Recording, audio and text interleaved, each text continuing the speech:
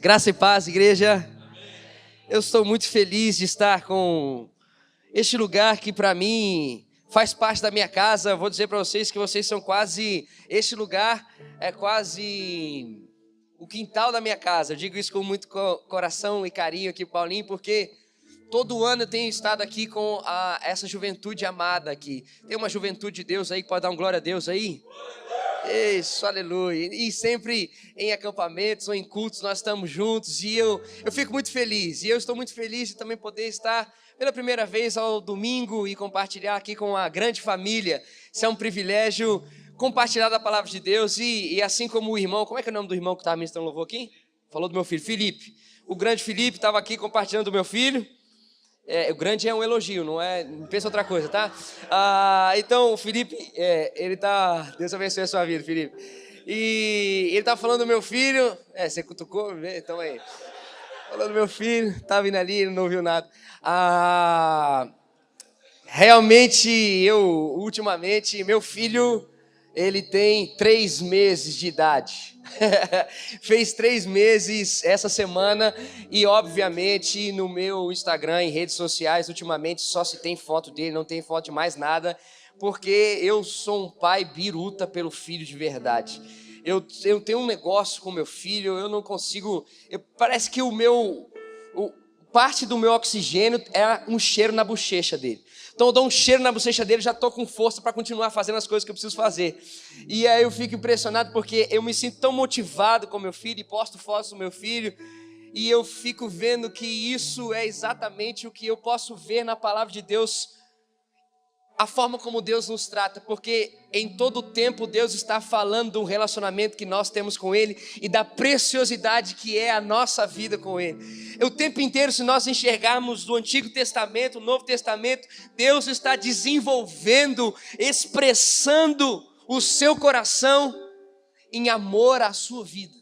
O tempo inteiro na Bíblia é uma expressão do amor. E aí eu ouso dizer, certamente não há um texto bíblico, quem sabe, para carimbar isso, mas a gente pode fazer algumas aplicações, quem sabe, algumas analogias do texto bíblico, mas dizendo que você realmente faz parte do cheiro gostoso de Deus. Na verdade, a palavra diz que as nossas orações sobem como um incenso agradável a Deus. Então aquilo que flui de nós para o coração do Pai sobe como um incenso agradável. Então quando você ora, que significa conversar, que significa partilhar, orar significa conversar, significa partilhar do seu coração. Então quando você ora ao Pai, você partilha o seu coração com o Pai, você conversa com o seu Pai, isso sobe como um incenso agradável, um cheiro agradável à presença do seu Pai. Então você quer agradar o seu Pai, ore. Você quer amar o seu Pai e desenvolver alegria no coração do seu Pai? Ore. E a palavra também nos diz que a alegria do Senhor é a nossa força. Então certamente, se você orar, você vai ver o coração do Pai se alegrando. E se o coração do Pai se alegrar, você estará fortalecido para continuar vivendo e desenvolvendo os desafios da sua vida. Eita Deus poderoso! Alguém pode dar um glória a Deus aqui nesse lugar? Quero dizer para você que se existe algo que é precioso, é você poder viver para agradar o coração do seu Pai. Eu quero poder ter esse privilégio de ver o meu filho fazendo coisas para agradar o meu coração. E eu vou dizer um negócio para você, na boa, só o fato dele existir já me arrebenta. Ele não sabe o que faz ainda. Na verdade, se contar, ele faz uns negócios que me dá até agonia, que aquele berro é um negócio. E quando ele berra 2 horas da manhã, aí se intensifica o negócio. Mas aquele berro enquanto eu estou cuidando dele, enquanto eu estou abraçando ele, aquele negócio é um misto de sensações que você está nervoso, mas ele está nos seus braços, e aí de repente ele começa a ficar calmo, e aí é essas coisas que eu fico me derretendo com a presença de Deus. Eu falo, não, é isso, Pai, é isso, Pai, o Senhor quer que eu berre nos seus braços. Eu quero dizer uma coisa para você, Deus não se irrita com seus berros. Mas certamente Deus pode se entristecer quando os seus berros não estão nos braços dele. Isso quer dizer, você pode berrar, mas berra no lugar certo. Berra nos braços do Pai. Você pode ficar chateado, você pode expressar o sentimento da sua alma, mas se expresse no lugar certo. Se expresse nos braços do Pai. É isso que Ele deseja para você, meu irmão, minha irmã. Está difícil a caminhada, está difícil o pensamento, está difícil as coisas que você tem passado, tem vivido, está difícil conflitos do seu coração, está difícil as experiências que você tem passado e que você não tem entendido. De repente chegou um período da sua idade que você está agoniado, você não conseguia praticar algumas coisas que quem sabe você praticava antes, ou você começa a exigir de você algumas coisas que não é mais necessário, e de repente essas coisas começam a confundir o seu coração, e essa agonia está começando a consumir você. Irmão, você sabe que isso é normal, quem sabe é natural do seu tempo, é natural da sua idade, mas Deus quer dizer algo para você. Vá para o lugar que Ele quer te ouvir, para os braços dEle, e chora essas coisas no braço dEle. Está agoniante, chora nos braços dEle.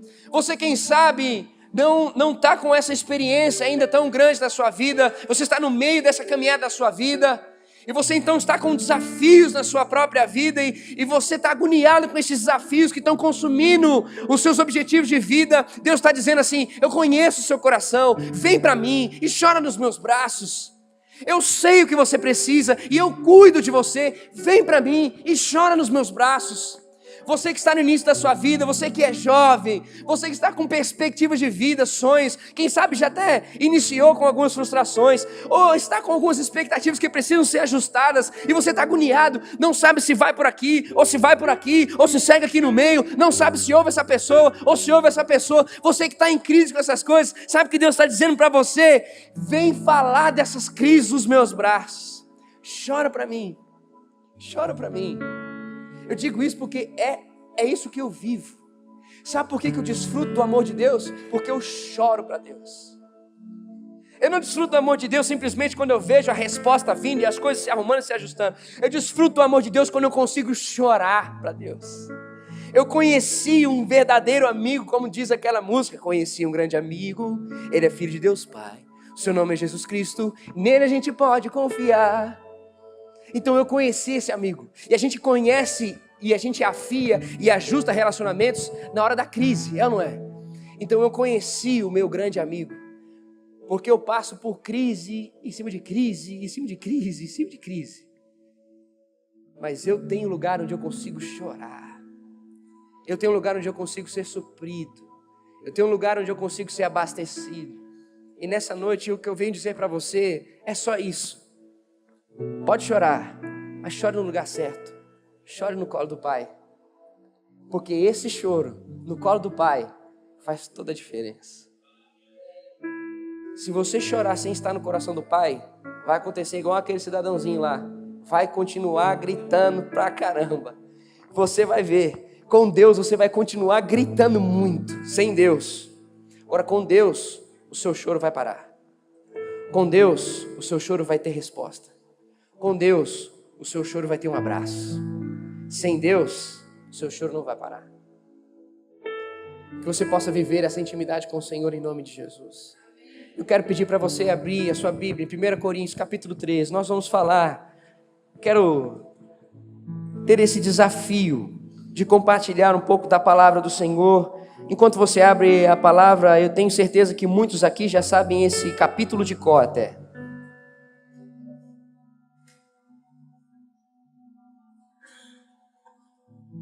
E eu já quero dizer para você que hoje nós estamos numa dinâmica muito gostosa. Eu trouxe para continuar compartilhando aquilo que eu vou começar a compartilhar aqui, alguém que é meu irmão. E quando eu digo irmão, é irmão, irmão mesmo. Tipo assim, a gente tem as mesmas vontades, as mesmas crises. A única coisa top é o seguinte: naquilo que eu erro, ele acerta, naquilo que ele erra, eu acerto. Então é por isso que a gente consegue ser mais irmão ainda. E ele já vai compartilhar aqui. O Jeff é alguém que eu amo muito, e amo na intensidade que você pode imaginar aí. Eu digo para ele: cara, eu só não divido com você a minha esposa, agora o resto fica à vontade.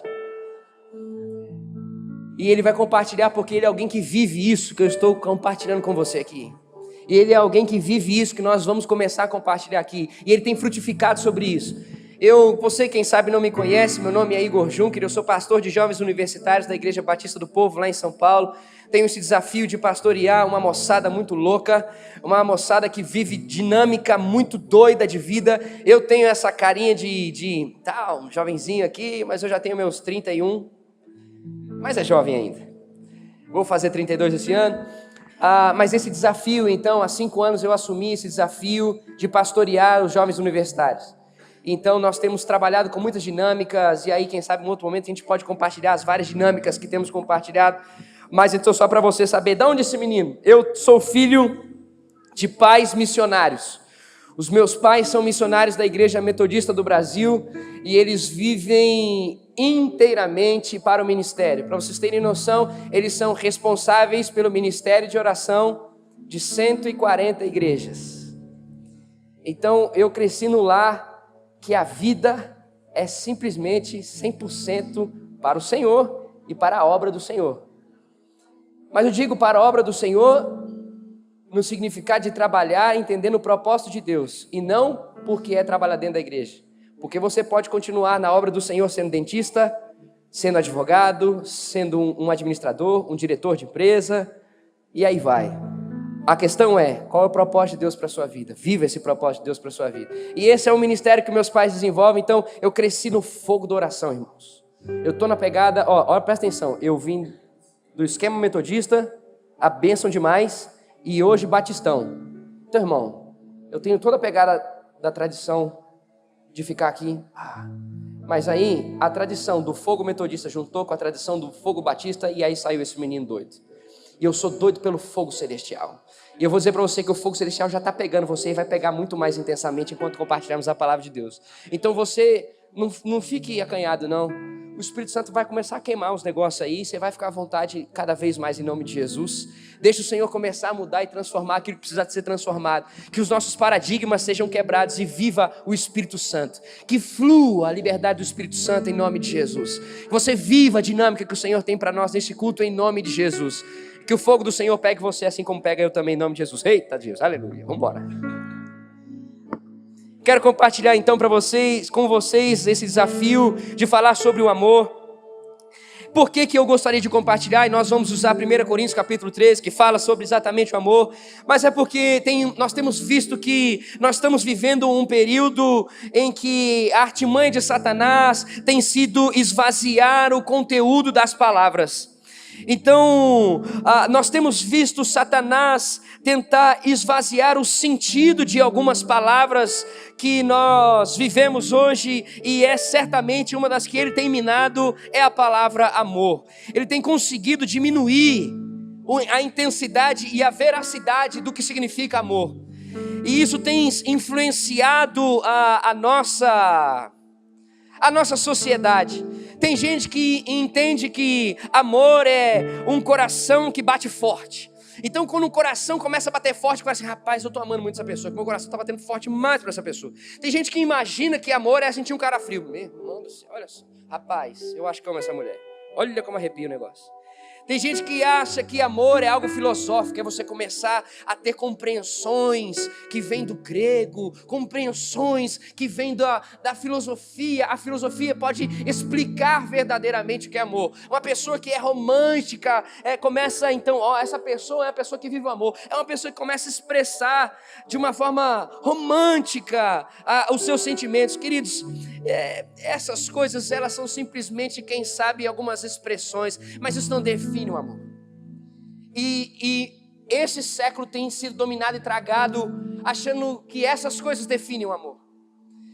E é muito interessante quando a gente lê 1 Coríntios capítulo 13, quando Paulo fala que o amor é o sacrifício, é uma entrega, são ações e atitudes que são levadas até as últimas consequências. E aí, eu não sei se você já parou para pensar, ou para estudar, ou para tentar entender isso, mas tem gente que consegue não ler esse texto em 1 Coríntios 13, porque fala assim, é um texto para casamento. Mas é um texto de casamento, todo casamento você vai, fala sobre 1 Coríntios 13. Todo lugar noivado fala sobre 1 Coríntios 13. Vai fazer um bodas, 1 Coríntios 13. Então alguma coisa que tem a ver com a celebração de relacionamento, tem 1 Coríntios 13. Isso pode ser usado por isso, mas eu quero trazer a centralidade do texto, porque se você prestar atenção, Coríntios capítulo 12 está falando sobre os dons do Espírito. E o capítulo 14 também está falando sobre os dons do Espírito.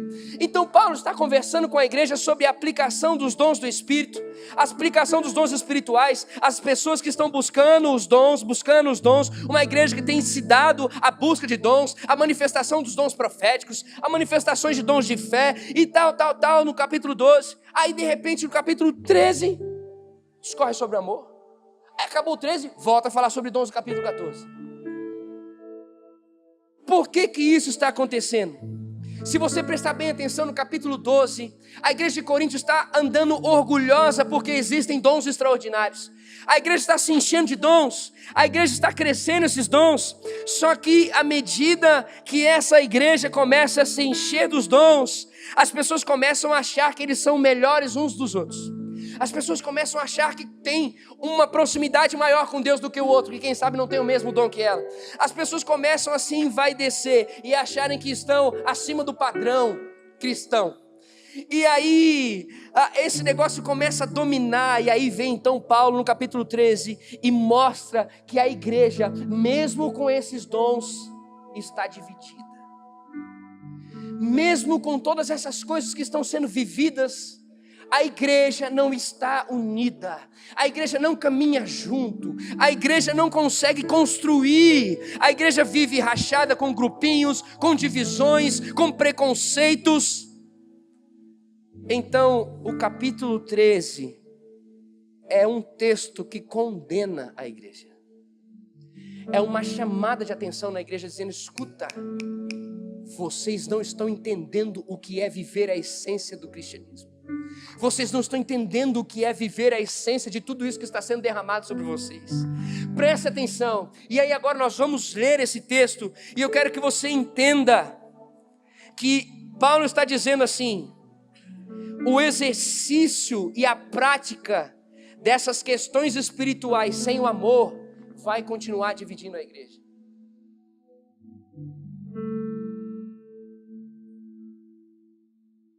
Eu quero que a gente consiga ler junto agora esse texto com esse entendimento.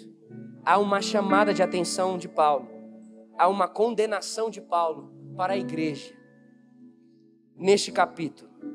Deixa eu abrir a minha Bíblia aqui. 1 Coríntios, capítulo 13, no versículo 1. São 13 versículos, vamos ler rapidinho. Diz assim: ainda que eu fale a língua dos homens, escute, olha como ele já começa. Ainda que eu fale a língua dos homens e dos anjos, se não tiver amor, serei como bronze que soa, ou como um símbolo que retine. Ainda que eu tenha o dom de profetizar e conheça todos os ministérios e toda a ciência, ainda que eu tenha tamanha fé a ponto de transportar montes, se não tiver amor, eu nada serei. Versículo 3: e ainda que eu distribua todos os meus bens entre os pobres, e ainda que entregue o meu próprio corpo para ser queimado, se não tiver amor, nada disso me aproveitará. Aí começa a lição. O amor é paciente, é benigno. O amor não arde em ciúmes. O amor não se ufana, não se ensoberbece, não se conduz inconvenientemente, não procura os seus interesses, não se exaspera, não se ressente do mal, não se alegra com a injustiça, mas regozija-se com a verdade. Tudo sofre, tudo crê, tudo espera e tudo suporta. O amor jamais acaba, escute isso, o amor jamais acaba. Mas havendo profecias, olha essa chamada, mas havendo profecias, desaparecerão. Havendo línguas, elas cessarão. Havendo ciência, passará. Porque em parte conhecemos e em parte profetizamos. Quando, porém, vier o que é perfeito, então o que é em parte será aniquilado. Quando eu era menino, escute isso. Quando eu era menino, falava como menino, sentia como menino, pensava como menino. Quando eu cheguei a ser homem, desisti das coisas próprias de menino. Porque agora vemos como um espelho obscuramente. Então veremos face a face. Agora conheço em parte, então conhecerei como também sou conhecido. Agora, pois, olha como ele encerra: permanecem a fé, a esperança e o amor. Estes três, porém, o maior destes é o amor. Senhor, debruçados na Tua palavra nós estamos e queremos continuar sendo transformados por ela. Senhor, que o Teu Espírito continue a trabalhar no nosso espírito, que o Teu Espírito continue a transformar como já tem feito aqui desde o início deste culto, que o Teu Espírito continue a quebrar, Senhor, mesmo paradigmas ou coisas humanas, questões humanas que nós colocamos, quem sabe, à frente da Tua palavra, ideologias humanas que colocamos à frente de teologia. Senhor, em nome de Jesus, leva-nos à centralidade da Tua palavra e o amor à Tua presença. Que o anseio por viver a verdade do Espírito possa explodir os nossos corações nessa noite. Isso permaneça sendo testemunho da nossa vida por onde estivermos e aonde andarmos. Senhor, eu clamo que o Teu Espírito Santo continue nos conduzir ao mais profundo. Que haja nessa noite, Senhor, uma experiência mesmo com a glória manifesta da Tua presença. Senhor, eu clamo, manifesta mesmo a Tua presença sobre nós aqui. Continua a manifestar, Senhor, que a Tua presença seja aquilo que transforma a nossa forma de olhar, falar, ouvir, pensar, agir e reagir, Senhor. Em nome de Jesus. Leva-nos à essência, leva-nos a esse caráter, leva-nos, Senhor, a vivermos a intensidade da Tua presença neste lugar. Enquanto partilhamos a palavra, Senhor, que haja muito mais profundidade que o Senhor venha revelar ao coração deles, Senhor, diante daquilo que está sendo exposto aqui, que eles possam ir muito mais além daquilo que foi exposto aqui, haja muito mais entendimento profundo daquilo que foi exposto aqui, Senhor, neste lugar. Usa, Senhor, a minha boca, usa a minha vida, mantenha a minha mente e o meu coração ligados ao Teu coração, Pai. Mantém, Senhor, mesmo a minha atenção, Senhor, focada ao Teu coração. Que aqui eu possa falar aquilo que o Senhor deseja, não o que eu desejo. Em nome de Jesus, Senhor, eu clamo, flua a Tua presença, a Tua palavra, inunda-nos, Senhor, cada vez mais neste lugar, em nome de Jesus, amém e amém. Você crê nisso, meu irmão?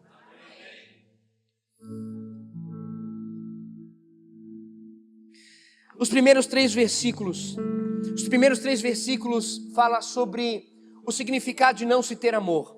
A pessoa que não tem amor, o primeiro exemplo que ele diz é um símbolo que tine.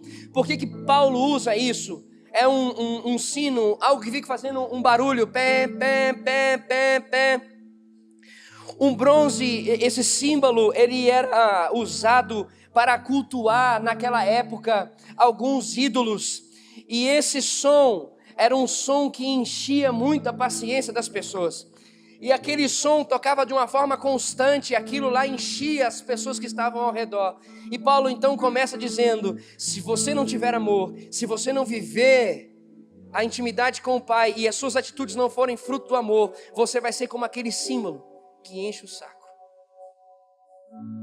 Se você não tiver amor, você vai ser como esse símbolo que dói. Ele diz, se você tiver o dom e não tiver o amor, o seu dom vai doer. Segunda coisa, ele diz, se você não tiver amor, você não será nada. Por que Paulo está dizendo isso? Porque o propósito dos dons é para a edificação da igreja.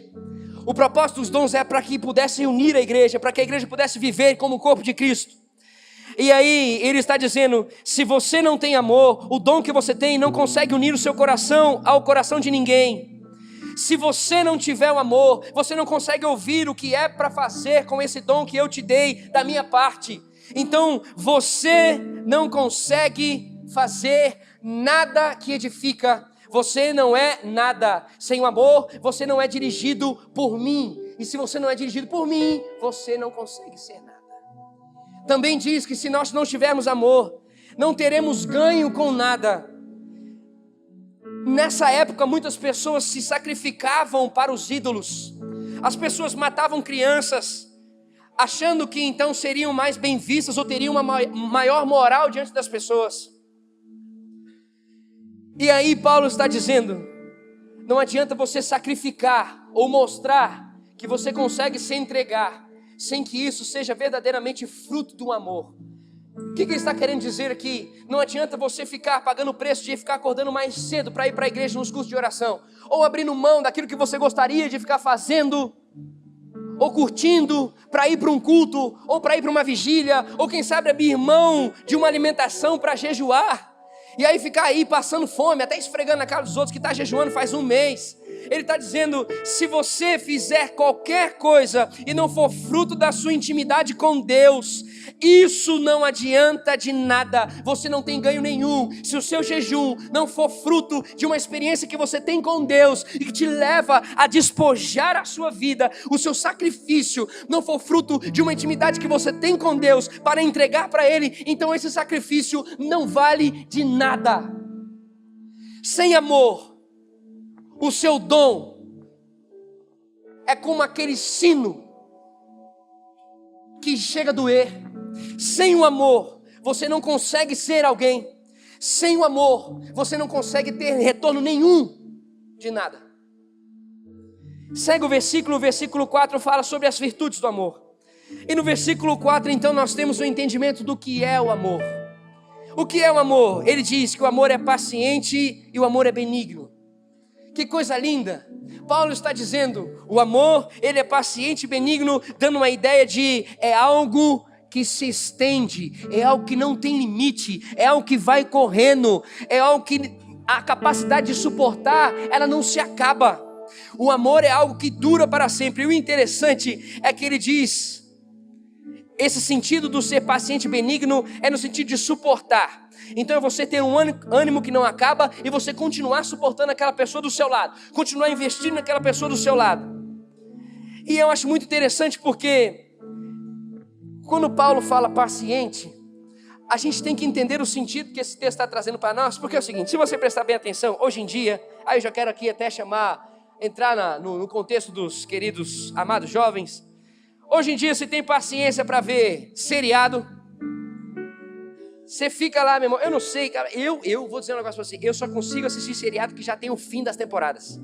Tipo, se tá na terceira, segunda temporada, eu não consigo ver, irmão. Que agonia você ficar assistindo e aí tem que esperar uma semana para ver de novo. Aí uma semana para ver de novo. Tem gente que tem paciência para ver novela. Oh, Jesus, vai lá. Aí tem gente que tem paciência. Irmão, não estou dizendo que é pecado não, tá? Se o pastor daqui falar que é pecado, então é pecado. Mas esse pastor aqui está falando que não é pecado não. Mas quem manda aqui é o pastor daqui. Se você tem paciência para assistir e ficar lá e fica torcendo, tem paciência para ver um filme que tem 1, 2, 3, 4. Filme 1, filme 2, filme 3, filme 4. Não sei, aqueles mais antigos tem aquela Locademia da Polícia. Alguém já viu esse negócio da Locademia da Polícia? Levanta a mão aí. Olha lá, estou entregando a minha idade. Ei, rapaz. Tem 1, 2, 3, 4, 5, 6, 7. Que agonia, não acaba. Não encerra, não tem um fim. X-Men é 1, é 2, é a Origem, é Wolverine, é Ciclope, é quem, é todo mundo. E não acaba.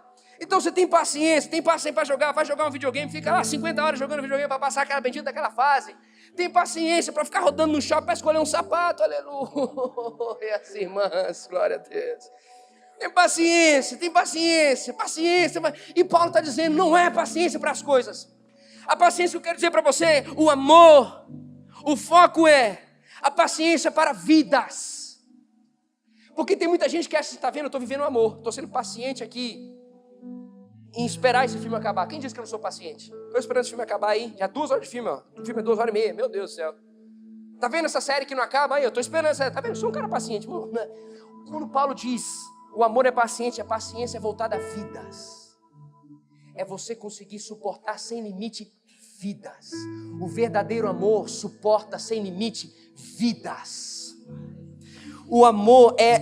O verdadeiro amor, ele tem a capacidade de agir e reagir com relevância a quem sofre maus tratos. Você está sofrendo com essa pessoa? Então o amor faz você conseguir ter paciência. Você está agoniado com essa pessoa, com seu chefe? Oh, aleluia. O amor faz você ter paciência com o seu chefe.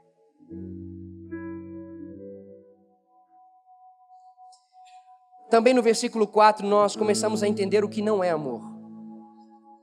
E diz a palavra de Deus que o amor não age em ciúmes. Por quê, querido? Porque o que significa ciúme? Eu não quero entrar aqui detalhando algumas coisas, que eu sei que você já sabe disso, mas eu quero dizer para você o que acontece com o ciúme. O ciúme, a gente não consegue se alegrar com a vitória daqueles que estão vencendo. Quando a palavra diz que o amor não arde em ciúme, significa que quem vive o amor, ele consegue se alegrar com quem se alegra. e Ele consegue chorar com os que choram. A palavra do Senhor diz muito claro que o amor não se ufana. O que significa isso? O amor não se enche. Quem vive o amor, o que é o amor, o que não é o amor? O amor não é se encher de vaidade, não é você trazer as coisas e pensar nas coisas, se envolver tudo para você, projetar a sua personalidade, trazer a sua personalidade ou a personalidade de alguém. Isso não é amor. Não é levantar uma pessoa e idolatrar essa pessoa. Isso não é amor. O amor não se ressente do mal. O que significa isso? O amor não é melindroso. O amor está sempre disposto a você pensar o melhor das pessoas que estão ao seu redor. O que não é amor? O amor não gera contenda. O que é a contenda, queridos? Por favor, vamos pensar nisso. O que é a contenda? Por que você briga com uma pessoa? Porque você quer que a sua verdade seja a única verdade. A contenda é quando você está disposto a pagar o preço para que aqui você disse permaneça até o fim. Então o amor não fica batendo a perna para que a sua verdade seja a única verdade. Ele é paciente. Se eu preciso, então eu vou esperar mais um pouco. Eu não vou bater o pé, não vou brigar. O amor, ele não arde em injustiça.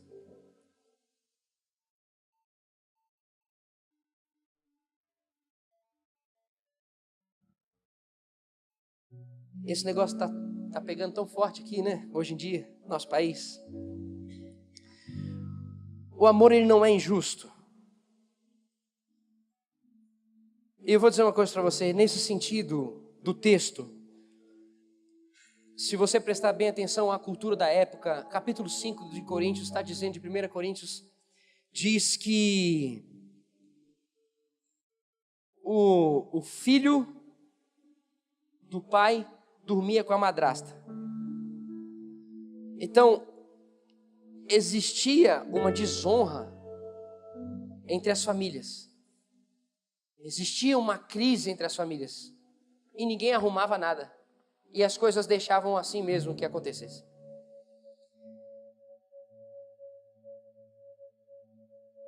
E aí quando Paulo fala que o amor não há de injustiça, é porque ele está dizendo que a tristeza não era somente pelo acontecido, mas é porque a igreja, quando pegava esse rapaz, ela simplesmente punia em vez de cuidar. A injustiça se dá quando você só quer punir, só quer castigar e não quer ensinar. A injustiça se dá quando você só quer ordenar ao invés de acompanhar. E eu já parto para o fim, e já preparando o coração do meu irmão a compartilhar, dizendo então o que o amor faz. Primeiro então diz o versículo 7, que o amor tudo sofre. Significa, verdadeiro amor está disposto a abrir mão. Abrir mão. Se tem uma coisa que a gente sofre, é quando a gente abre mão da nossa vontade para fazer a vontade do outro. Isso é o amor. E tem outras coisas que nós podemos pensar sobre sofrimento, mas se tem um sofrimento que pega e pega forte, é quando a pessoa está querendo uma coisa e você não quer, e você fala assim, tá bom, vamos lá.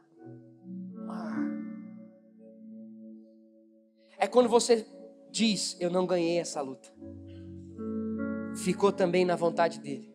Paulo também chama a atenção quando ele diz, se o que você vai fazer vai escandalizar seu irmão, não faça. O amor sofre. E o sofrimento que eu digo aqui, que é o que está sendo compartilhado nessa ênfase aqui, é o abrir mão. O amor abre mão. O amor, ele crê. 1 Coríntios capítulo 4, as pessoas estavam duvidando do ministério de Paulo. Paulo, todas as vezes que iria compartilhar, tinha que dizer que ele era apóstolo reconhecido, tinha que dar todo o feedback dele. Essa essência dessa verdade é para trazer para nós que o verdadeiro amor quando você ouve um testemunho, você se entrega a esse testemunho até que possa ser comprovado em troca. Mas nesse sentido aqui, eu também quero dizer para você que o crer aqui é continuar perseverando na presença de Deus. O amor, ele leva a gente a viver até o fim na presença de Deus. O amor leva a gente a crer e a amarrar e vincular a nossa vida e a expectativa de vida a Deus. O amor crê. E no final, diz então que o amor espera e suporta. E esse final começa a vir o entendimento do que significa esperar e suportar nos versículos de 8 a 13. E o interessante é que Paulo então assina sua carta dizendo o verdadeiro pensamento que se deve ter em relação aos dons. Quando ele diz que o amor tudo espera e suporta, porque ele diz, se tem uma coisa que vai durar neste lugar, é o amor de Deus. Os dons que vocês estão recebendo de Deus, esses dons eles vão acabar. Diga uma coisa para mim, qual é o propósito de viver a unidade da igreja se nós estaremos no céu junto com o Senhor? Qual é o propósito de vivermos os dons? Na verdade, a unidade da igreja no sentido de refletir os dons. Qual é o propósito de nós falarmos em línguas se nós estaremos orando pelo Espírito diretamente com o Pai? Qual é o propósito de falarmos em profecias se nós já estaremos ouvindo diante do trono e no trono todas as ordenanças, estaremos vivendo um novo e vivo caminho? Qual é o propósito do dom de milagres, de fé que opera milagres, se lá nós estaremos puros, sem nenhum pecado e sem nem alguma coisa para nos roubar? Qual é a necessidade dos dons, se estaremos vivendo na eternidade com o Senhor e no céu? Sabe o que significa? Os dons, eles são para este mundo e para este lugar. Eles não são para manifestação lá no céu, eles são para manifestação do céu aqui na terra, mas as coisas aqui na terra elas vão passar. Ele está dizendo, busquem os dons, Paulo fala isso, busquem os dons, mas saiba que os dons devem ser regidos no amor. Se existe o amor de Deus sendo a essência dessa igreja, cada vez mais os grupinhos começam a ruir. Cada vez mais os preconceitos começam a ruir. Cada vez mais a distância começa a diminuir. Se existem dons sendo buscados nessa igreja, essa igreja está crescendo e vivendo uma maturidade.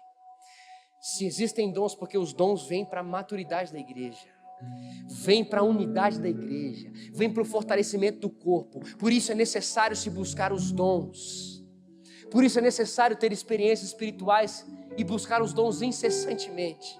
Mas todos esses dons devem estar pautados e embasados no amor, como Paulo está dizendo, porque senão os dons não vão unir, porque o que une não é os dons, é o amor dirigido, é o amor que dirige os dons. Se existe amor, então a gente também para de começar a pensar em nós. Se existe amor, então a sua vontade não é ponto final. Se existe amor, então aquilo que você tem desejo, fome e sede, não é ponto final. Se existe amor,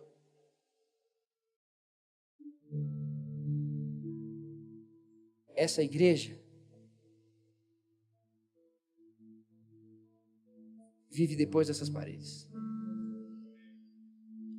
Se existe amor nessa igreja, esse bairro vai viver algo diferente. Se existe amor, as gerações aqui dentro vão viver algo diferente.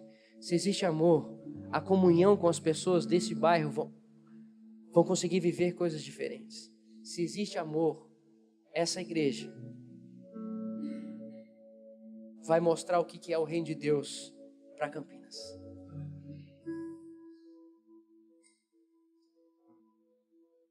Se existe amor, essas coisas que estamos vivendo Quem sabe vão ser o testemunho da sua vida. Graça e paz. Você já viu pregação assim dupla? Só o Igor mesmo. Meu nome é Jefferson. Estou muito feliz aqui também de estar aqui. Poder contar para vocês um pouquinho da minha história e do que Deus está fazendo na minha vida. Trabalho numa empresa há 13 anos, pela graça do Senhor Jesus. Cheguei aí a semana passada, recebi uma promoção, agora sou diretor de uma empresa.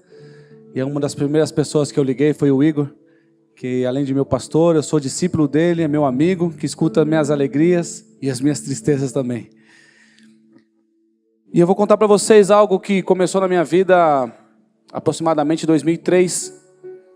Eu estava desempregado, por isso que eu falo com tanta alegria dessa promoção.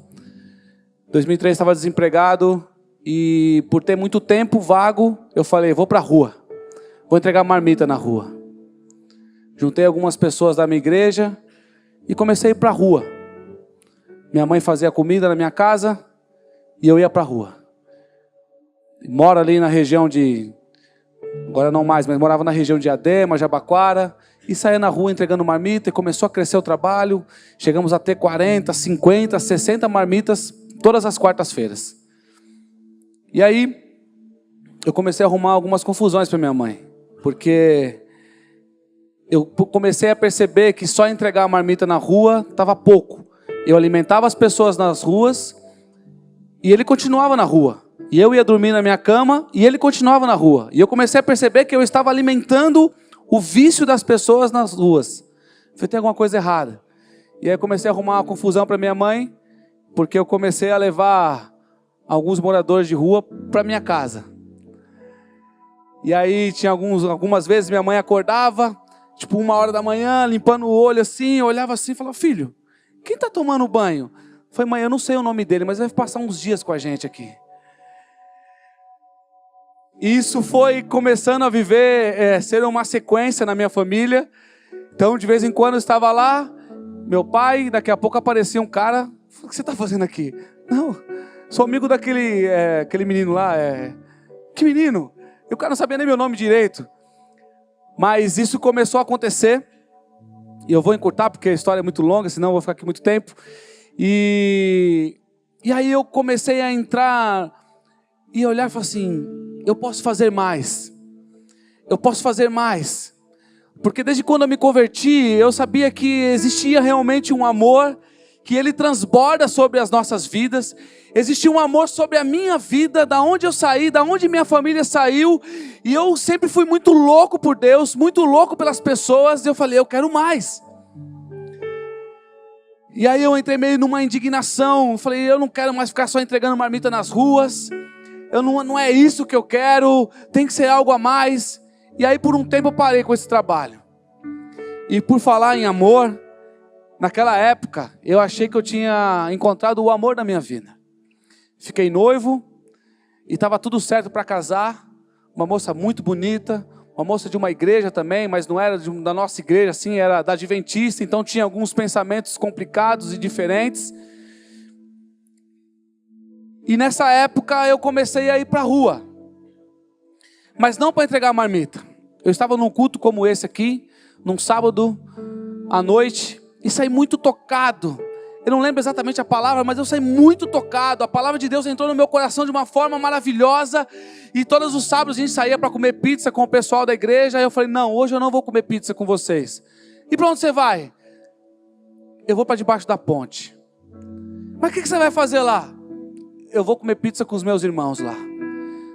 E aí, você vai, ninguém quis ir. Fui sozinho. Cheguei na pizzaria, e eu sempre falo isso porque é verdade. Eu comprei logo uma pizza de calabresa, irmãos, que é a que mais cheira. Cheguei debaixo da ponte, gritei assim, oh! Aí um cara olhou lá, oh! Falei, ei! Aí o cara, ei! Eu falei, tá tudo bem aí? Tudo. Aí eu falei, eu trouxe pizza! Sobe!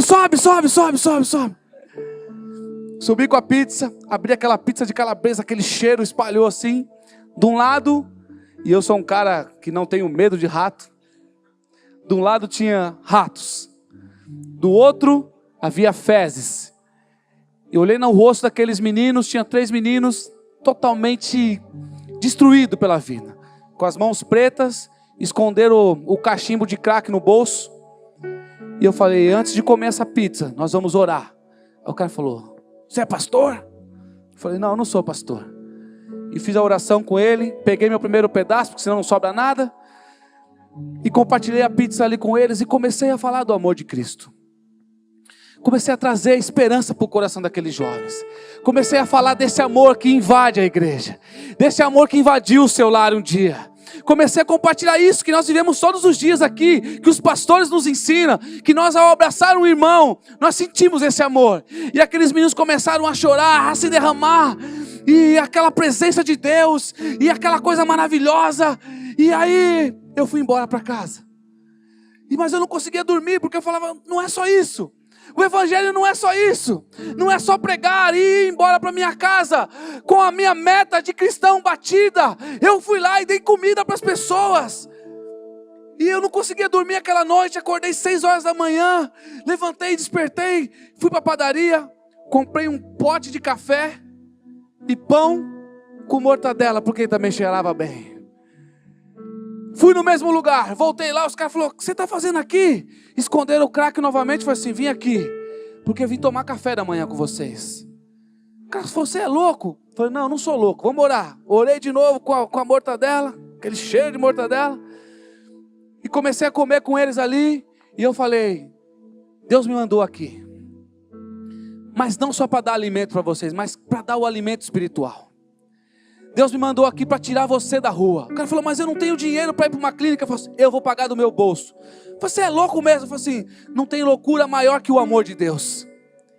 Eu vou te tirar daqui hoje. Chegou o seu dia, chegou a sua hora, e é hoje que Deus vai restaurar a sua vida. E aí começa aquela coisa do Espírito Santo também, já querendo sapatear também, não é? Aquele Pentecoste, aquele fogo de Deus. E de repente aquele moço começou a chorar, eu peguei ele, abracei ele todo sujo, e falei assim, entra no meu carro, eu vou te levar para um lugar onde vai começar a sua restauração. E aquele moço entrou no meu carro, coloquei dentro do meu carro, levei ele numa clínica e paguei R$600 para ele ficar lá durante o mês, e todos os meses tinha que pagar esse valor, e eu pagava do meu bolso. E aí fui para a rua de novo, porque esse negócio funciona. Eu comecei a ficar viciado nisso aí. E aí eu encontrei um senhor que morava na rua há 38 anos. Vou repetir, 38 anos morando na rua. 38 anos morando na rua e esperando ser abraçado por esse amor que nos abraçou. Esse amor que chegou no nosso lar. E eu fui para a rua, peguei aquele senhor, ele tinha uma barba desse tamanho. Eu nunca vi aquilo, irmãos. Quando eu fiz a barba dele começou a pular, porque tinha bicho na barba. Eu nunca vi pelo pulando assim, um negócio meio esquisito. Tirei a roupa dele para dar um banho nele. Ele é bem negão mesmo. O pé dele parecia uma chapa preta. De tanta sujeira, os pés não tinham mais movimento. Era uma coisa só. Eu tentava abrir até o dedo assim, mas não tinha como. Era muito sujeira. Dei um banho nele. 38 anos morando na rua. Levei para uma clínica. Ele falou, mas eu não tenho dinheiro. Eu falei assim, eu vou pagar. Eu vou pagar do meu bolso. Acompanhei esse homem por 8 meses. Consegui encontrar a família desse homem. E devolvi ele batizado, crente, em nome de Jesus para a família dele.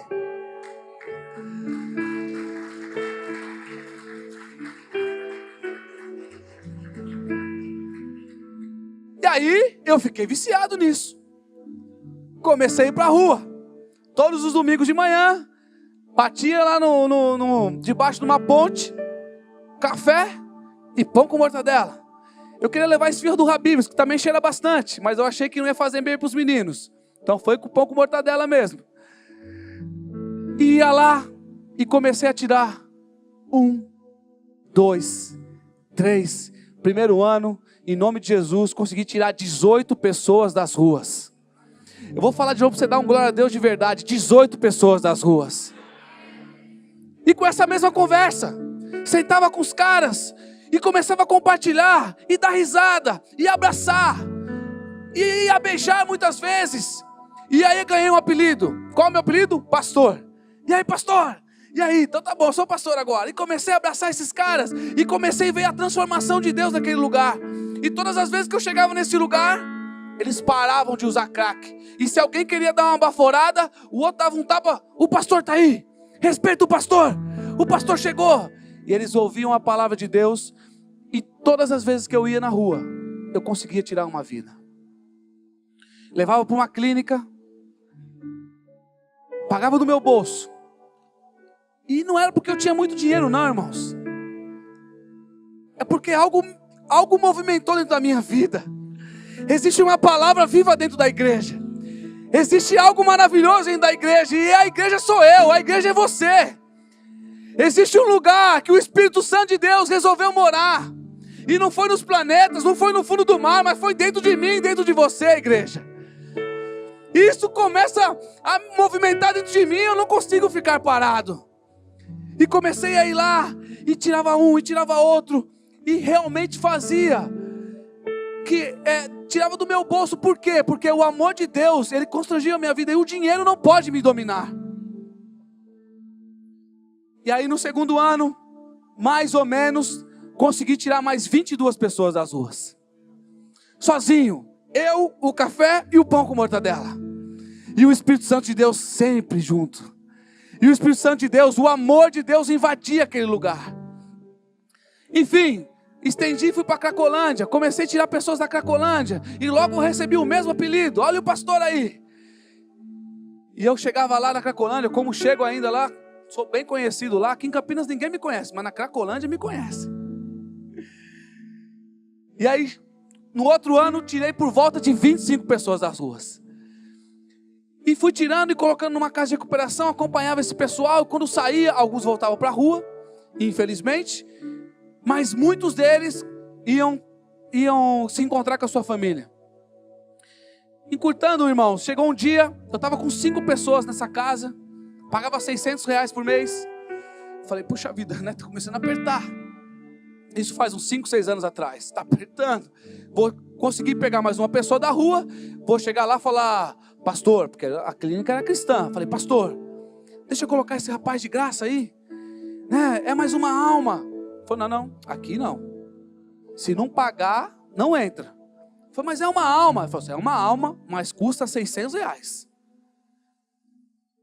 Irmãos, eu deixei aquela alma ali. E eu fui embora no carro, na Dutra, que eu deixava lá em Jacareí. E voltei chorando. E pensa num cara que chora feio, sou eu. E chorando, e chorando. E brigava com Deus, e socava o volante. E não é possível que a igreja é desse jeito. Cadê o amor? Cadê o amor? E de repente veio assim o Espírito Santo de Deus e abre uma casa de recuperação de graça. Abre um lugar onde você possa... Aí meu coração já começou a se encher. O que era lágrima começou a ser sorriso. Comecei a limpar a remela, a limpar tudo. E eu vou abrir uma casa de graça. Vou encontrar uns pastores, vou falar desse plano, um vai me ajudar com isso, o outro vai me ajudar com aquilo outro, e vamos começar a tirar as pessoas da rua, porque a igreja é para isso, a igreja é para fora, a igreja é para fora. E comecei a ler a Bíblia, falei, não, mas isso vai dar muito certo, as igrejas vão apoiar, e a gente vai começar a tirar pessoas das ruas, eles vão se converter, vamos arrumar emprego para eles. E o sonho começou a crescer na minha cabeça, e eu fui no primeiro pastor, ele falou não, fui no segundo, ele falou também não, aí chegou no outro, você é louco. Até quando eu cheguei no meu pastorzão lá, que ele é maravilhoso mesmo. Ele falou, Jefferson, peraí, vem cá. Você quer abrir uma clínica para cuidar de morador de rua, drogado e de graça? Eu falei, é. Não, eu não entendi. Aí você está falando que você quer ter enfermeiro, psicólogo, de graça? É. Ele falou, você tem noção de quanto esses caras comem? Eu falei, tenho. E quando se converte, come mais ainda. Eu sei. Eu falei, o povo de Deus come mesmo. Ele falou, não, você não está entendendo. Ele falou, Jefferson, esse projeto seu é muito maluco. Eu não posso colocar o nome da igreja envolvido com isso, e nem o meu nome envolvido com um negócio tão imaturo como esse. Eu falei, tá bom, pastor. Aí já me conhece. Ele falou, tá bom o quê? Eu falei, tá bom. O senhor pode orar por mim, porque eu vou caminhar. E ele orou por mim, me deu um abraço, que graças a Deus eu tenho muita amizade com o meu pastor. Graças a Deus eu tenho um pastor abençoado, todos os pastores da minha igreja. Ele falou, me deu um abraço e falou, então vai filho, estou aqui. E foi o que eu fiz. Aluguei um sítio em Biúna, achei um lugar e comecei a tirar gente da rua. Arrumei mais uns loucos que começaram a me ajudar. Um dava um feijão, outro dava um arroz, outro ia pregar no domingo, o outro ia trocar um violão. E começou aquela coisa, o mover, sabe o mover do amor? Que já foi impactado pelo amor de Deus e começou a envolver pessoas, envolver. Aí fiz uma reunião, falei, pessoal, eu não tenho dinheiro, tem 8 pessoas aí, no máximo 10. Não tem dinheiro, beleza? Beleza. Daqui a pouco tinha 11, 12, 13. Fez outra reunião, pessoal, já tem 13. Eu tinha falado que era 10, no máximo 15, beleza? 16, 17, 18. Crente gosta de reunião. Pessoal, vamos fazer a reunião aqui de novo. Vamos lá. Eu tinha falado que era 10, já estamos quase batendo 20. 20 é o máximo. Fechado. 21, 25, 26. Fiz outra reunião. Falei, pessoal, Jefferson, espera aí. Você está falando para não trazer, mas é você que está trazendo. Para de ir na Cracolândia então. Aí eu falei, é verdade, né? Só que não faltava nada, irmãos. Eu vou repetir para vocês, mas não faltava nada. Porque foi um passo não de fé, mas foi um passo de amor. Foi pelos filhos de Deus. Não foi em prol de uma igreja, não foi em prol de uma vida só, mas foi em prol dos filhos de Deus. E daqui a pouco começou a ter 30, 35. Batemos 44 homens dentro de uma casa, dentro de um sítio, morando 100% de graça e recebendo a palavra de amor, e recebendo a palavra de Deus, e tendo conversões, e tendo mudança de vida, e mudança de familiar. 44 homens, de uma loucura, de um amor que nos constrange, que deveria constranger a igreja a todo tempo, que deve mover a igreja, esse amor que deve envolver você. Muitas vezes nós estamos preocupados com os nossos próprios problemas e usamos a igreja somente para vir aqui achar as respostas para os nossos problemas. Queremos jogar sobre os pastores as nossas dificuldades. E o pastor hoje não pregou muito bem, tá vendo? Por isso que eu estou assim. E muitas vezes queremos transferir aquilo que é nossa responsabilidade. Vamos chegar lá no céu um dia e ele vai olhar e falar assim, que igreja que você era? Lembrei do nome da sua igreja, que legal, você é da Batista do Povo, né? É? Tá bom, sua igreja fazia bastante trabalho, hein? Não, você pode entrar. Vai ser assim? Qual que é o seu nome? Você é o Jefferson. Deixa eu olhar aqui. Você cuidava das minhas ovelhas, como estava lá em Mateus 25, ou não, como estava lá em Mateus 25, falando que quando você faz para um dos meus pequeninos, está fazendo por mim? Desculpa, você não fazia, Jefferson. Eu não te conheço. Eu não te conheço. E é revelador, irmãos. Eu não sei se vai dar tempo para ler, mas é revelador. Abre a palavra de Deus aí, por favor, rapidinho. Mateus 25. Mateus 25, vamos ler rapidinho aqui. 31. Isso aqui é revelador, irmãos. Na minha Bíblia está escrito assim, o grande julgamento. Eu não sei na sua, mas está escrito assim na minha. O grande julgamento. E diz assim, quando vier o Filho do Homem, a sua majestade, e todos os anjos com ele, então se assentará no trono da sua glória. E todas as nações serão reunidas à sua presença. E ele separará uns dos outros, como o pastor separa os cabritos e as ovelhas. E porá as ovelhas à sua direita, mas os cabritos à sua esquerda. Então dirá o rei aos que estiverem à sua direita, então ele vai dizer às ovelhas, vinde bendito do meu Pai, entrai na posse do reino que vos será, que está preparado desde a fundação do mundo, porque tive fome. É condicional, ele está dizendo aqui o seguinte, se você está na direita, é porque eu tive fome e você me deu de comer. É condicional, igreja. Eu tive sede e você me deu de beber. Vinde bendito do meu Pai, entrai na posse do reino. Desculpa, vamos mais para baixo, 35. Porque tive fome e deste-me de comer. Tive sede, deste-me de beber. Era forasteiro e me hospedaste. Estava nu e me vestiu. Estava enfermo e me visitaste. Estava preso e fosse me ver. Então perguntaram os justos: Senhor, quando te vimos com fome, ou quando te vimos com sede, e te demos de beber? E quando te vimos forasteiro e te hospedamos, ou nu e te vestimos? E quando te vimos enfermo ou preso e fomos te visitar? E o rei responderá assim: e em verdade vos digo, que sempre que fizeste a um desses pequeninos irmãos, a mim fizeste. Depois você dá uma olhada, irmãos, aí ele vai para os cabritos.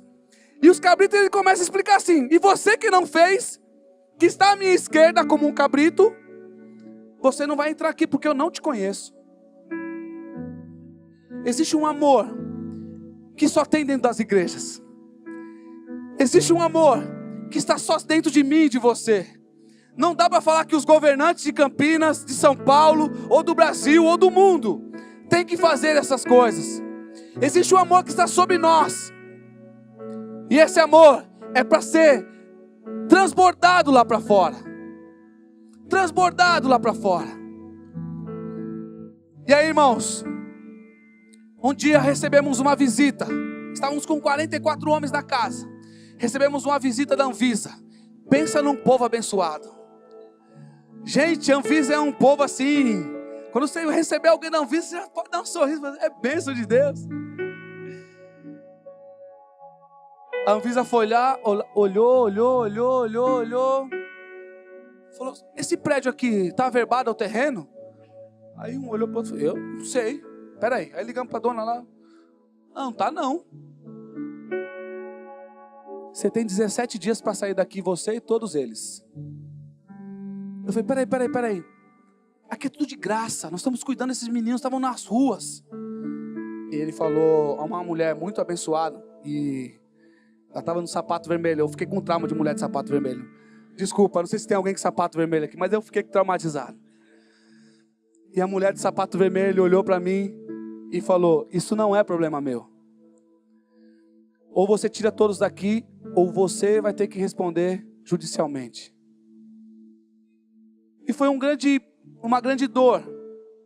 Porque todas as vezes que a gente faz algo para o Senhor, a gente acha que vai dar tudo certo. Eu não sei se na sua caminhada cristã você achou que você, quando aceitou Jesus, a sua vida só seria tudo ok, tudo certo. Mas eu quero te dizer, eu quero te afirmar, que para Deus fazer um milagre, precisa ter uma situação. Para Deus fazer um grande milagre, a situação tem que ser maior ainda. O confronto tem que ser maior ainda. E aí, meus irmãos, imagina a minha dor de ter que procurar várias casas de recuperação para distribuir esses meninos, e mais da metade voltaram para Cracolândia. Imagina a dor do coração. Tinha tudo para desistir.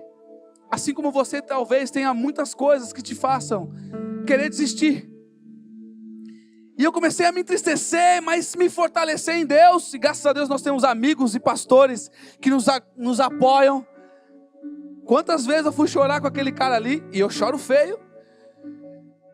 Muitas vezes. Mas irmãos, eu tinha uma certeza no meu coração, de que Deus, o amor de Deus, que nunca perde, ia vencer essa batalha. E começamos a orar, e começamos a buscar lugar, tentando alugar um lugar, tentando alugar outro, e não achava. Passamos 4 meses. Enquanto isso, tinha outros meninos espalhados em várias casas. E todo final de semana eu visitava casa a casa. Tinha 5 casas. Visitava, dava um abraço em um. E aí, Jefferson, como é que tá lá? Vai reabrir? Eu falei: agora tá mais perto de abrir. Tá mais perto de reabrir. Na outra semana, tá mais perto. Mas estava mesmo, não estava mentindo. Mas eu não tinha nada em vista. Mas tá mais perto. Tá chegando. E eles ali, ó, falei: ora aí que Deus está abençoando. Irmão, cheguei num lugar. E eu tinha grandes sonhos de ter lago dentro do lugar. Tinha 6 lagos. Piscina. Campo de futebol. Os alojamentos maravilhosos. Cheguei lá, falei: beleza, fui eu, um outro rapazinho, que é o terapeuta lá. Ele batista tradicional, cara. Entramos naquele lugar, ele começou a tremer. Falei: o que foi? Eu estou sentindo, Deus está falando comigo aqui. Eu falei, tá falando o quê? Mas que você tá com esse coisa? Não, tô sentindo aqui, ai. E começou a balançar o braço e falou assim, não, tô sentindo. É de Deus. É de Deus o quê? A gente nem entrou direito. Não, esse lugar é nosso. Eu falei, fica quieto aí que eu tenho que negociar com o homem aqui. E eu negociando com o homem, ele lá atrás assim. E eu aqui negociando com o homem mostrando, eu, né? Homem de negócio, olhando e tal, e ele aqui. Aí eu falei, peraí, só um momento, segura aí. Não, mas aqui é nosso, é Deus está falando comigo. Mas ele mexia feio, eu tô fazendo bonita, mas é um negócio meio troncho. Aí, comecei a falar com o homem aqui, fazendo uma cara de... então, tal, queria alugar, e sem mentira, o homem... Eu queria alugar aqui. Ele falou, olha, eu não alugo, eu só vendo. Aí eu... O senhor vende? O senhor vende. Quanto o senhor está querendo? Ele falou, 1.300.000. Irmãos, eu sempre faço esse gesto, porque eu acho que foi quem é da época do Chaves, eu acho que eu fiz igual o Chaves. Acho que eu fiz uma cara assim de 1.300.000. Aí, irmãos, aquele homem, que depois eu fui entender a história dele, tinha muita tristeza com igreja, problemas com igreja e com pastores na vida dele. Ele olhou para minha cara, colocou o dedo assim na minha cara e falou assim, você não é crente? Cadê o seu Deus? Cadê o seu Deus? Ora, você não acredita em milagres? Ou seu Deus está dormindo? Seu Deus não é capaz de fazer milagres? Cadê a sua fé? E começou a ofender Deus. E o menino... E começou. E você? E e começou a ofender Deus. Aí eu me enchi assim de autoridade e falei, epa, você pode falar o que você quiser de mim, mas do meu Deus você não vai falar não. Meu Deus é capaz de fazer milagre. E se Deus quiser me dar esse lugar, Ele vai me dar. Porque Deus... E comecei, irmãos. E comecei. Aí eu que virei Pentecoste. Aí comecei. Aí daqui a pouco aquele cara começou a ficar espantado assim. E eu falei, e é isso que te digo, hein? Você não vai nem conseguir dormir essa noite, que Deus vai te pegar essa noite. E você vai ver. E tchau, e fui embora. E o menino assim, ó. Aí fui embora. E ele tremendo, verdade, ele tremia dentro do carro assim. Jefferson, esse lugar é nosso, vai ficar quieto. O homem queria bater na gente lá agora.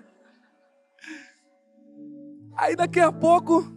Isso era um domingo, segunda-feira de manhã, era 7h30 da manhã, eu estava trabalhando já, estava dentro de uma sala de reunião, esperando começar a reunião. Daqui a pouco toca meu celular. Aí atendi, falei, alô, Jefferson?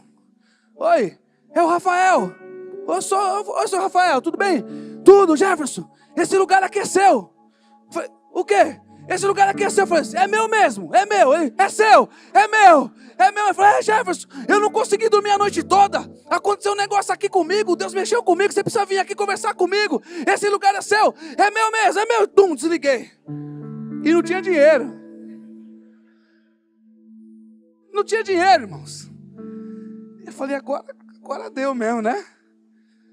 Fui mexer com o homem não dormiu. E naquela mesma semana, irmãos, na mesma semana, apareceu um empresário e afirmou uma doação de 500 mil reais. Vou falar de novo, acho que você não entendeu. Sabe aquele Deus que você serve? Sabe aquele Deus que compra as suas brigas? Sabe aquele Deus que te ama? Sabe aquele Deus que está lá na sua casa e você está com uma doença difícil para ser tratada num familiar seu? Sabe aquele Deus que te arrumou aquele emprego? Sabe aquele Deus que você que está desempregado? Ele providenciou, irmãos, 500 mil reais para a gente comprar aquele lugar.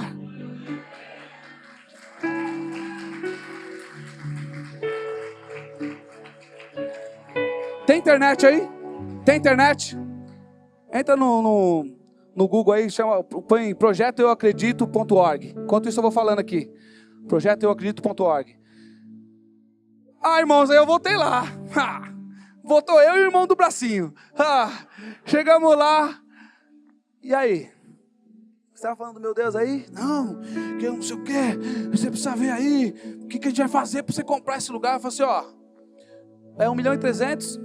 Aí entrou o negociador também, né? E o Espírito Santo de Deus ali junto. Falei, bom, Bom, enfim, irmãos, o que era 1.300.000 foi por 800.000. E aquele homem saiu de lá. Olha que coisa maluca isso. Em poucos lugares eu lembro de falar isso. E eu comecei a falar o projeto. Falei assim, olha, eu tenho um desejo. Aí, deixa na página principal aí, por favor. Eu tenho um desejo de abrir uma cidade. E eu falando para o homem. Eu tenho o desejo de abrir uma casa de recuperação masculina de graça, uma casa feminina de graça, um orfanato e um asilo. Eu quero montar uma cidade do projeto, eu acredito. Comecei a falar e sonhar, aquele homem começou a chorar. Aí ele chorou, eu falei, o que foi? Um homem duro. Ele levantou, foi no quarto dele, voltou, abriu uma planta e falou assim, esse lugar aqui. Aí estava assim, cidade não sei o que. Era para ter um orfanato aqui, era para ter um asilo aqui, uma casa de recuperação aqui. E aquele homem começou a chorar e mostrar o mesmo projeto que estava no meu coração, estava no papel do homem. E aquele homem começou a chorar e falou assim, é algo de Deus mesmo, é algo de Deus. E levantou, me deu um abraço, o homem que ele bateu me dando um abraço. E Deus começou a mover aquilo ali. Irmãos, hoje nós temos esse lugar aqui, ó. Essa casa aqui é a casa que quando você for lá, qualquer um de vocês, nós vamos dormir nessa casa aqui. Essa casa não é dos meninos. Essa casa é só a casa para missionários, para pastores, para nós que vamos lá visitar. Então nós temos essa casa aqui. Hoje nós temos um projeto que chama Projeto Eu Acredito. Esse projeto, nós temos hoje 40 homens morando lá. Temos enfermeiro, psicólogo, temos professor de supletivo. Eu consegui um homem, levo esse homem lá, pago R$2.200 por mês para ele. Reconhecido pelo MEC, os meninos saem de lá com o 2º grau completo. Eu tenho pastores que vão lá abençoar a vida desses meninos. O último batismo, nós fizemos um batismo lá, tinha 9 meninos se batizando. Imagina um homem que estava na Cracolândia, conhece essa palavra de amor e resolve e fala assim, eu quero seguir esse Deus de amor. E aí os familiares que nós conseguimos encontrar no meio do batismo, falou assim, uma senhorinha falou, eu posso batizar também? Pode, vem cá senhora, já batizamos. E veio mais um, batizamos mais de 20 pessoas no último batismo. É algo poderoso, o poder de Deus é algo maravilhoso. Nesses últimos 3 anos de projeto, que hoje existe esse projeto, nós tiramos mais de 250 pessoas das ruas. A Ele toda a honra, toda a glória. A Ti, Senhor. A Ti, Senhor, toda a honra e toda a glória. Seja bendito o Teu santo nome, Senhor. Obrigado, Pai. Obrigado, Senhor. Porque o Teu poder ainda é vivo, Senhor, sobre as nossas vidas. Obrigado, Senhor, porque o Senhor é o mesmo ontem, hoje e eternamente. Obrigado, Senhor. Obrigado, Senhor. Obrigado, Pai. Em nome de Jesus. Aleluias. E é isso. Hoje nós estamos... Volta lá só para mostrar como é que está o sítio lá. Hoje nós estamos vivendo essa loucura de Deus todos os meses. De verdade, irmãos. Eu não sei como que eu vou pagar as contas. Todos os meses. Hoje eu gasto em torno de R$20.000 na casa. Para sustentar 40 homens. Estamos com uma construção. Pode passar nas fotos do lugar, por favor? Aí tem uma construção aí que nós vamos aumentar para mais 50 homens. E aí estamos buscando em Deus. E cada dia é um milagre. Ó, volta lá. Olha o lugar onde eles dormem, gente. É assim. São 3 pilares que Deus nos deu. 100% cristão. E eu abro mão do que for para continuar sendo cristão. Esses dias atrás, rapidamente, veio um homem querendo fazer uma sociedade com a gente, que tinha uma outra ONG, e tinha R$25.000 para dar por mês. Eu falei, agora Deus respondeu. Esse homem vindo desse jeito, e o cara crente. Então agora é Deus, né? Fui para o monte, que eu sou um cara que gosta de monte, fui para o monte, fui orar, e eu e o pastor orando, voltamos, e o homem falou, tá tudo certo. Eu falei, tá tudo certo, vamos fazer R$25.000, vai resolver a vida, para quem não tinha nada. Aí ele falou, só tem um probleminha só. Eu falei, qual que é? Eu falei, não, é assim, tem muito culto lá. Eu falei, como assim? Não, porque no momento do culto a gente quer colocar um trabalho profissionalizante, que nós queremos treinar eles. Eu falei, não, peraí. Mexe em qualquer outra coisa, mas não mexe nisso não. Ele falou, não, tem outra coisinha só. Lá eles dão graça e paz, né? Dão a paz do Senhor. Eu falei, é. Não, imagina chegando um empresário lá e eles dando paz do Senhor. Eu falei, ó, peraí, amigão. Mexe em qualquer outra coisa, mas não mexe nisso não. Porque um dos princípios lá é que é 100% cristão. Não, mas... Eu falei, não, você não está entendendo. Disso eu não abro mão. Ele falou assim, se você não abre mão disso, não tem sociedade. Eu falei, então não tem. Mas você está precisando. Eu falei, vou continuar precisando. Mas disso eu não abro mão. E ele foi embora bravo, mas nós continuamos com esse pilar. 100% cristão, 100% de graça. 100% de graça. Porque de graça você recebe e de graça você dá. E vai ter sempre excelência. Parece que esses três pilares não caminham muito junto. Quando é crente tem que cobrar, quando é crente tem que ser meio de qualquer jeito. Olha o lugar onde eles dormem. Pode passar, por favor. Pode ir passando aí. Bom, é isso, irmãos. Eu só queria falar isso para a igreja, que o amor de Deus, Ele é capaz de fazer e transformar muitas vidas. Do fundo do coração, eu ainda não sei como que a gente paga tudo aquela conta lá todo mês. Mas existe um Deus. E dizem lá fora que é o Deus dos crentes. Existe um Deus que eu conheci, que você conhece, que supre todas as nossas necessidades. E todos os meses é um milagre. Irmãos, teve um mês que não tinha dinheiro. Teve um homem lá que depositou 30 mil reais na conta, que eu fiquei doido. E os 30 mil reais sustentou os outros 6 meses para frente. Deus já sabia que os outros 6 meses ia faltar. Aí um dia desses eu estava lá e o rapaz falou assim, Jefferson, dá dinheiro para comprar laranja? Eu falei, toma. Aí deu dinheiro. Aí conversando com a pessoa aqui, daqui a pouco ele voltou e falou, toma seu dinheiro. Eu falei, o que aconteceu? Acabou de chegar a laranja. Mas quem deixou? Não sei, deixaram o carro aí, deixaram a laranja e foram embora. Eu tenho vários exemplos de viver o que é viver o milagre de Deus. Irmãos, que Deus abençoe a sua vida. Que Deus abençoe a sua casa. Nós temos que ir além das 4 paredes. Nós temos que ir além dos nossos problemas pessoais. Se eu ficar aqui, eu posso ficar 3 dias contando só dos meus problemas com vocês, das minhas dificuldades, dos meus pecados. Tem um monte de coisa. Qualquer coisa encosta no Igor, ele conta também.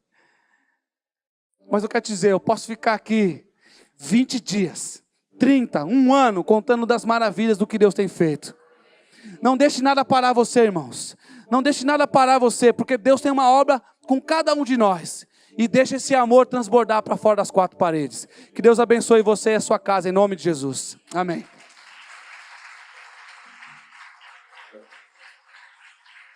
Aleluia. Vamos ficar em pé. Nós vamos orar por eles, orar pelo projeto. Orar que Deus continue abençoando o Jefferson. Dê coragem, saúde, paz e essa perseverança. Isso é muito bom. E é bom a gente ouvir isso, saber. A nossa igreja é uma igreja que investe em missões. A nossa igreja é uma igreja que prioriza uma vida. Está ali, ó. Uma vida para nós é tudo. Nós priorizamos uma vida. E com certeza você vai poder entender aquilo que Deus tem, da forma como Deus vai usar você. Deus está usando ele com drogados. Mas tem muitos empresários que estão perdidos. Há muitos executivos que estão pior que aqueles lá. Então, a igreja ela tem que ser dinâmica, a igreja ela tem que ser extensa, porque da mesma forma que você ama um drogado, você tem que amar um executivo que está lá perdido, traindo a esposa, vivendo no adultério, e assim é a nossa vida. Então, cada um, faça do seu escritório, faça da sua mesa um púlpito para você pregar. Amém? Então, nós vamos orar por eles e abençoar a vida deles. Pai, nós te agradecemos nessa noite. Obrigado por esse projeto. Obrigado pela vida do Jefferson, a ousadia que o Senhor tem dado a ele. Continue abençoando a vida dele, continue abençoando esse projeto, que nós saímos desse lugar desafiados a continuar, Deus, e saber que o Senhor é o Deus vivo, presente, atuante, um Deus que muda, que transforma a vida dos indivíduos, e nós vivemos hoje numa sociedade perdida, Senhor, e nós queremos fazer a diferença.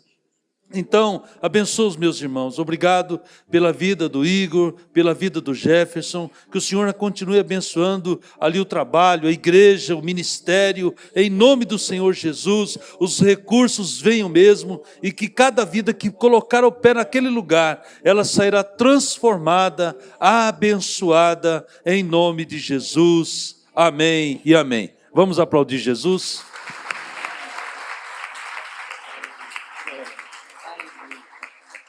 Queridos, eu tenho certeza que esses irmãos vieram repartir uma unção nova, uma unção diferente sobre as nossas vidas.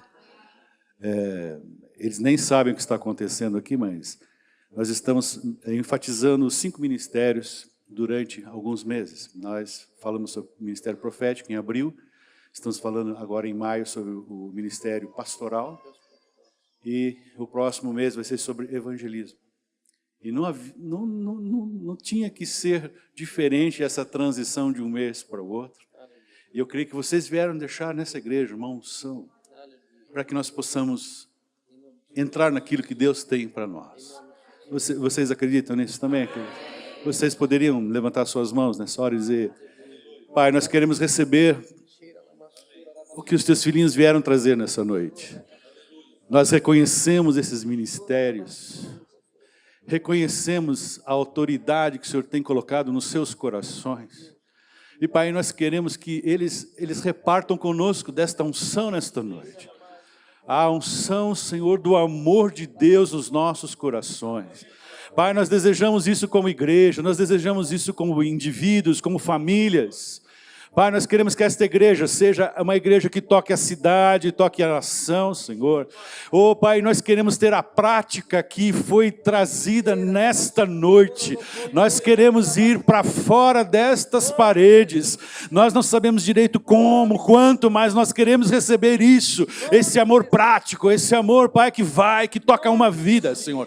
Por isso nós recebemos estes teus filhos em teu nome e os abençoamos e ministramos sobre eles a prosperidade do Senhor, o crescimento do Senhor nas suas vidas. E como igreja que nós queremos abençoá-los em nome de Jesus. Se você crê, dá um grande aplauso ao Senhor. Dá um grande aplauso ao Senhor. Muito obrigado. Muito obrigado. Muito obrigado.